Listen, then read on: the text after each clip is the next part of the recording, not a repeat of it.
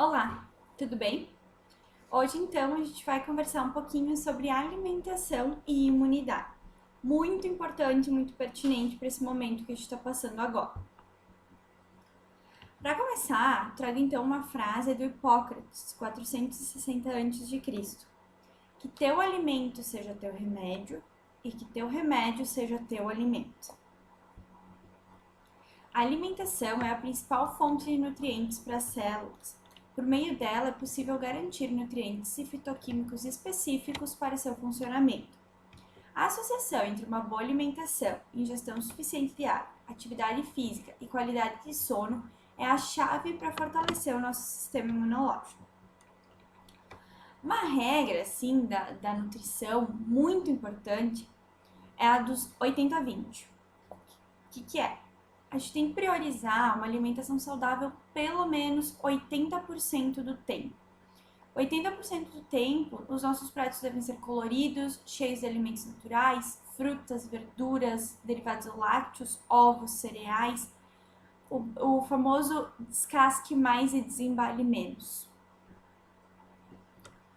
Então, o que é bom a gente evitar para a gente ter uma alimentação de qualidade? Os alimentos ultraprocessados.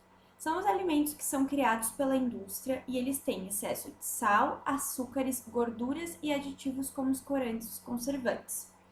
São exemplos desses alimentos: refrigerante, salsicha, chocolatado, biscoito recheado, salgadinho, aqueles macarrões instantâneos, caldos em cubo, temperos prontos.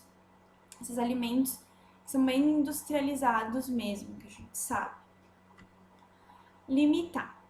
A gente deve comer pouco, muito pouco dos processados, que são os que são adicionados de sal ou açúcar para aumentar a sua validade.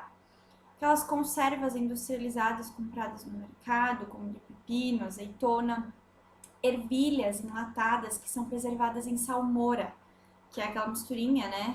Água, sal e açúcar, extrato de tomate, um pacotinho, frutas em calda, os peixes e as carnes enlatados. Bons para o consumo, os minimamente processados.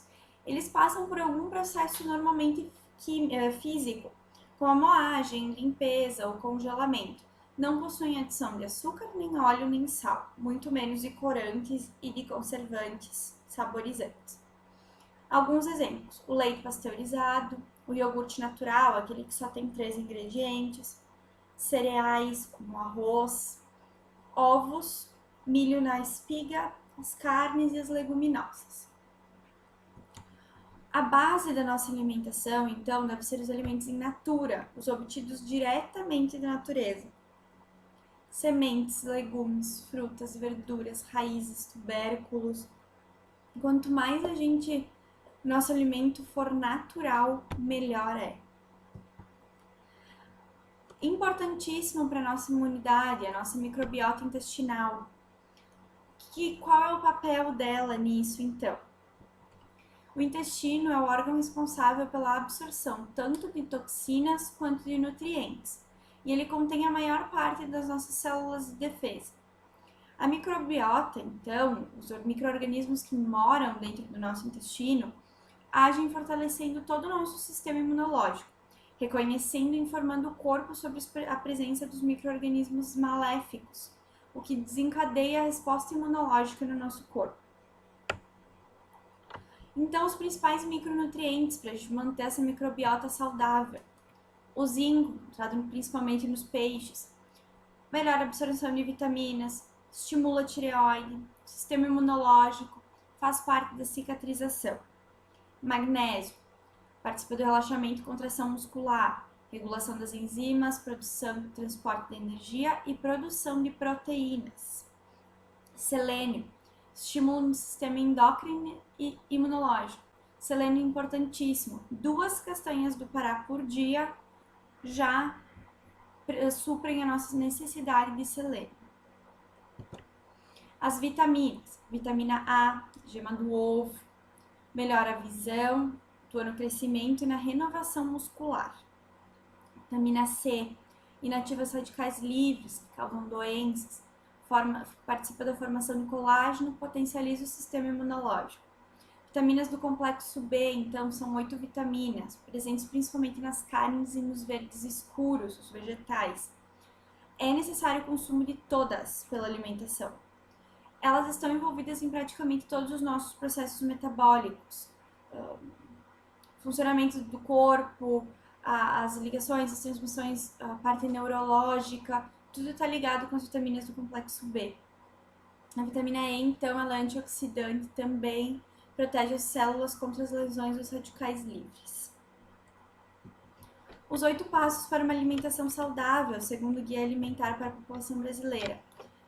São passos que a gente deve pensar todos os dias, assim, se a gente está realmente seguindo isso. Primeiro, então, preferir os alimentos in natura ou os minimamente processados. Segundo, controlar a quantidade de gorduras, sal e açúcar. Principalmente aqui no Brasil, a gente tem um consumo muito grande de sal. Isso não nos faz bem, a gente consome muito mais do que a gente deveria estar consumindo. E aqui na nossa região, então no sul, as gorduras, a gente costuma comer o churrasco, que já é a carne vermelha é uma fonte alta de gordura, principalmente as costelas, as carnes mais gordas. Limitar o consumo de alimentos processados, né, que são aqueles feitos, né, a gente diz, passam por processos em fábricas, como os peixes enlatados, as conservas, onde tem uma adição para conservar mais o alimento. Evitar os alimentos ultraprocessados, salgadinhos, os biscoitinhos, balas, enfim. Muito importante, comer com atenção, prestar atenção no que a gente está comendo, sentir o sabor, perceber a mordida, a textura, comer devagar, comer de preferência rodeado por pessoas que a gente gosta, sem televisão, sem celular, sem computador. Desenvolver habilidades culinárias, agora nesse período, né, a gente está com mais tempo, acaba conseguindo cozinhar mais. Desenvolvendo as habilidades culinárias, cozinhando, a gente acaba tendo um maior apreço pelos alimentos, a gente entende mais as reações que acontecem no cozimento e é um mundo mágico, assim, a gente começa a ter mais prazer em comer bem.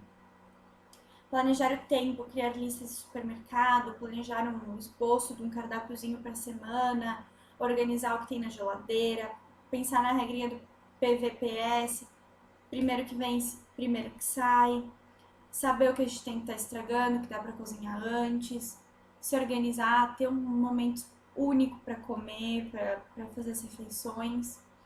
E por último, eu acho que assim, essencial, importantíssimo, beber água.